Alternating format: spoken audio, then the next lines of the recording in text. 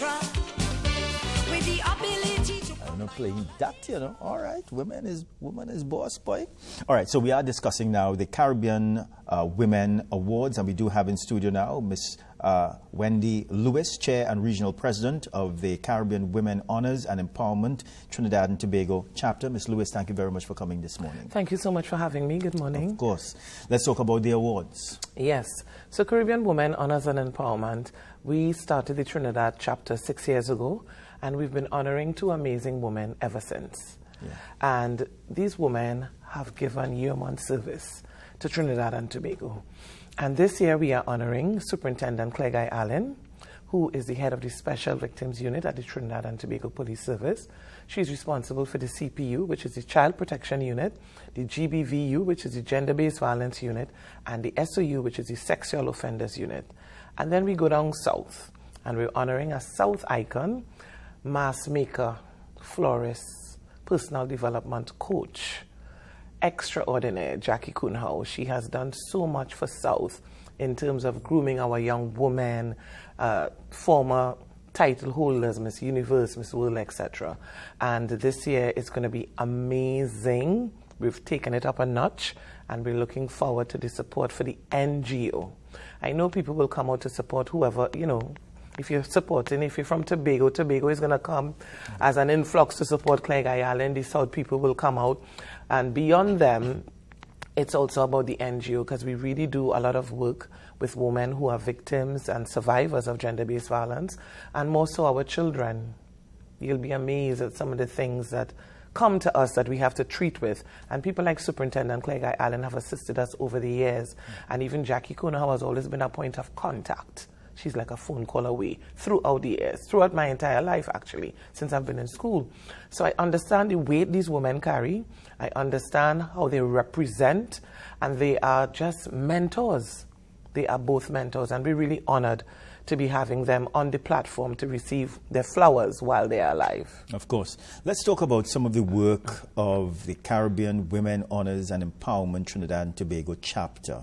Let's talk about some of the work that you all have been doing, and I also want to speak about what you all have been experiencing in the communities concerning women and girls. Right. So some of the work we've done in the past is actually pull these women out, literally. Like get a phone call at 4 a.m. because a lot of people don't realize that every police station does not have a gender-based violence unit. And sometimes you will go there to a station that doesn't have one and you don't know what to do. I've received calls from radio stations because their first point of contact is the radio station must know. So they will call the radio station. This is my situation. I cannot go back home. I'm battered and bruised. I cannot go back home. What do? I get a phone call. It doesn't matter what time. I wake up. I'm not one to sleep with my phone off because it's about the cause. We're on a mission. You can't have your phone off on a mission. And now you have to make contact. And I have physically called Superintendent Guy-Alleyne at the wee hours of the morning, and she answered and guided me accordingly. And from there we start to learn what. And then when we help these women, it's not just a one-off. You go through the system, depending on your case. Sometimes you have to get an attorney. And we're blessed to have attorney Kevin Ratiram on our board as our legal counsel, who does provide services for our members at no cost. Yeah. Because you can't be battered and bruised and still have to find money. You can't be battered and bruised and trying to figure out how to get out of this. You need somebody to hold your hand. And that is what our organization is about. One of the things that we do, because I lead the training and development department in the organization, and I speak to children, young people, always, schools, police youth clubs. And I recall speaking at a particular youth club, and I was asked to take a break to pull some information from a particular child. And I said to them, don't tell me which child it is, because I don't want to zero in on the child. I could flow, I could do this. And those days we used to talk about good touch, bad touch. We don't do good touch, bad touch no more, because your perception of a good touch may not be the child's perception. So we've changed the narrative. But back then, it was what we said. And I was talking about, you know, what your father is supposed to do, what daddy could do, what mommy is supposed to do. And the child put up her hand and she said, excuse me, miss. I said, sure. What about uncles? So that was that was years ago. That was a massive eye-opener for me in terms of the language we use with children. And they will go into the court system and they will ask if you've been touched a particular place. They don't know it by that name because we've given it these cute names that make zero sense. And the child is not lying. They just don't recognize the body part to be that particular name. Yeah. So we need to stop giving private parts those colloquial names and call it as it is, so that you can protect and save your children. We have ongoing programs. We do mentorship. We've done work with the UN Spotlight Initiative in particular areas, and the work is ongoing. We haven't left out the men. We do have a section called Men, We Are Here For You, because I remember being on radio during the pandemic, and I got a call on live and said, well, what about the men? We're listening to you every week about the women and the girls. What about the men? I said, thank you. But, Ms. Lewis, from what you're telling us this morning here, there seems to be a dire need for help. Yes. But it also speaks about the system that we have in place to capture. I don't really like to call them victims. So let's call them survivors. Persons who need survivors, people who need assistance. Yes. So is it true that the systems that are in place, they are just not as effective and adequate as we may want them to be? I've gone beyond the systems. If we sit and critique the systems and what hasn't worked, that hasn't been working for quite some time, nothing is going to take place. Somebody has to make a move. And we've decided that we just have to do it. Yeah. You have to do it. You have to find ways, strategic ways. Every case is different. Sometimes the systems are structured, but they're not structured to meet the needs of 10 women. You can meet the need of one woman because the system will treat with one particular situation. And everybody comes differently. I think sometimes where we miss it is the assessment. We could miss it in the monitoring and evaluation. And you have to have a heart for this, you know. This is not 8 to 4, 9 to 5. You could do it willy-nilly, as they say. You have to have heart for this. Because, for example, we were dealing with a particular matter. It was really bad. When I say bad, I mean really bad. And after I spoke with the individual, victim and witness support spoke to the individual, same superintendent Claire spoke to the individual, okay, this is it. So we could guide you through your escape route, how to leave without all the drama. We went through everything. In 48 hours, she was right back. Yeah. That gave me a light bulb because what we always do is lessons learned. So then, what happened after all we've said that made you return? Is there an area in your mindset that I didn't puncture? And then I created a principle called Let's Map It Out. Mindset, attitude, and purpose. So, and I also, during the pandemic, I studied child psychology. So I understand the mind. So now we do things differently. You see, so you have to learn from your mistakes as well as you go along. And that's the only way change will come. But if you stay in a systematic place where you're doing the same thing over and over, we like mad people here, you know, doing the same thing over and over and not recognizing that this is not working. Or this may work for her, but it wouldn't work for him. And those are the things we have to do, and we have to ask the right questions to these women. You cannot speak to a woman who is a survivor. I call them survivors. Even if you haven't survived yet, you're in the process of survival. And you're highlighting where they may have gone wrong. That's not going to work. You lost that person immediately. You have to talk to them from an empowering place. Where do you see you? If you can have anything in this world right now, what would it be? Some say peace of mind. Some say money. Some say education. And whatever they say, you better be in place to guide them through the process.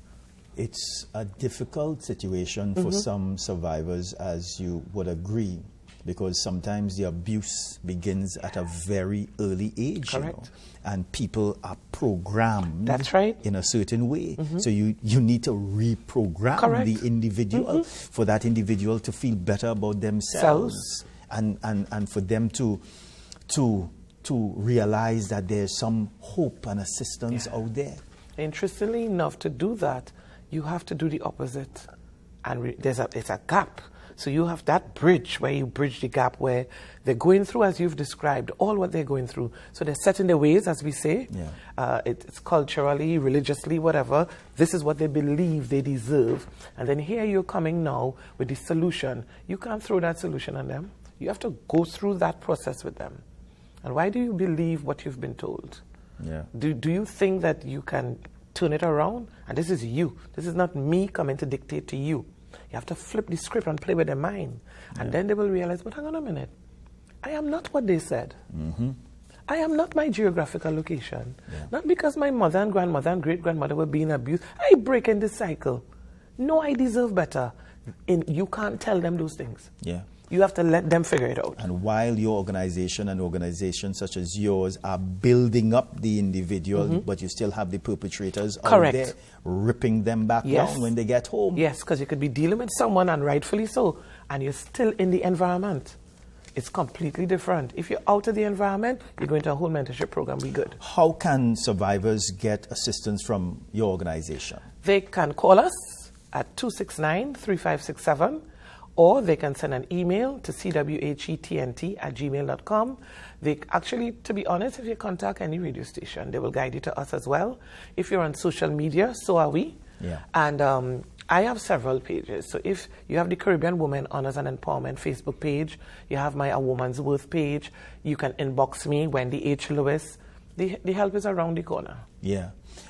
Is it that your organization only deals with women and young ladies who are abused, or are there other areas that you can assist young people or women?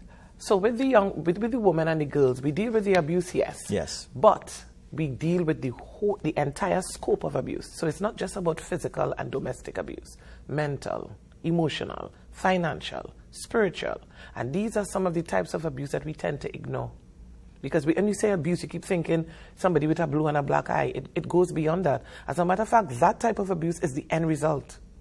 We help children, actually during the pandemic, we helped a lot of families. And some of these things because it's so sensitive, and some of these things are in the court as well, you can't publicize everything that you do. But at the end of the day, we have training and development, which I lead. We have retired teachers. We have people like Brenda and Day who have, the expertise in the field. We help children who are struggling with their homework as well. Yeah. And even if we don't have the service in-house, there are so many NGOs assisting because it's a team effort. It's not a one-man show. All of us are in this together. This is our country. These are our women. These are our children, and they're also our men. But where has this thirst for abuse come from? Why are we so angry? Why is it that we always want to hurt someone?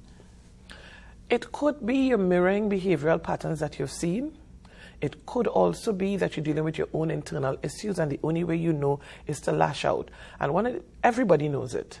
Men have been taught for centuries, don't cry. Yeah. Don't show your emotions. But men are human beings. They go through stuff. Domestic violence was on the rise during the pandemic. You're not even accustomed to your own wife. Everybody goes to work. You go to the bar with the boys. She goes out with the girls. You're not accustomed with all of that. People didn't get along with their children. That's why you all need to be in school. The pandemic taught us a lot. So one of the things we have to do is look in the mirror. Yeah. Do a little introspection and stop ignoring the cries. I've said that till I probably turned pink.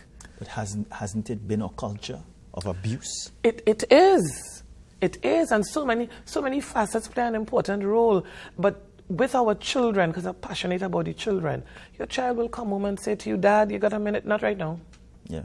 Mom, go by your aunt, go by your uncle. You're sending them to the perpetrator, and you don't even realize. And then we don't communicate anymore. We have these devices. We like this.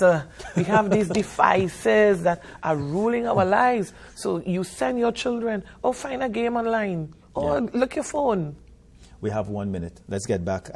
Ms. Lewis, sorry to jog your mind like that That's this morning. okay. But I feel it was a very important topic to discuss, this abuse. But let's get back to the awards. Awards. Yeah. Saturday, the 11th of November. at Achievers Banqueting Hall, 2 Addis Drive, Duncan Village in San Fernando. We're asking all guests to be seated by 5:30 p.m. because we need to make way for the dignitaries who will be in attendance. His Worship, the Mayor of the City of San Fernando, the Honorable Minister. We have so many more dignitaries that are coming. It's going to be an amazing event. You're going to learn a lot about the NGO. It's not just about the dinner and the awards and all the rest of it. You're going to learn about the NGO. You'll be in a position to join if you like. But the place to be on Saturday, the 11th of November, I know it's Diwali weekend, is Achievers Banqueting Hall. $500 for a ticket, $4,000 for your table of 8. Couples are $1,000. Individual tickets are $540 actually, but everybody is partnering, obviously. You know, Trinis will find a way to work around it. So we're looking forward to having everyone. And South is not for, you know, you Port of Spain folks. Where you from? I was having that discussion earlier this week. You know, you all go past the lighthouse. It's right there. And the lighthouse is after the lighthouse, you all get a big black cloud. Yeah. There's life beyond the lighthouse. Yeah. We're going down San Fernando. Yeah. Going down San Fernando. And I think it is safe to say that the funds generated here would go towards helping survivors. And we have ticket outlets in Port of Spain. For the Port of Spain folks, we have Monarchs on the Avenue, 10 Harry Peter Avenue, and in South we have Joel's Beauty Salon, 58 Independence Avenue in San Fernando. Yeah, Ms. Lewis, it was a pleasure speaking with you. Always a pleasure speaking with you. Thank you very much, and thank you very much for the work of your organization. Thank you so much. Again. All right, so it's time for a quick break. We are coming back. It's a woman's world.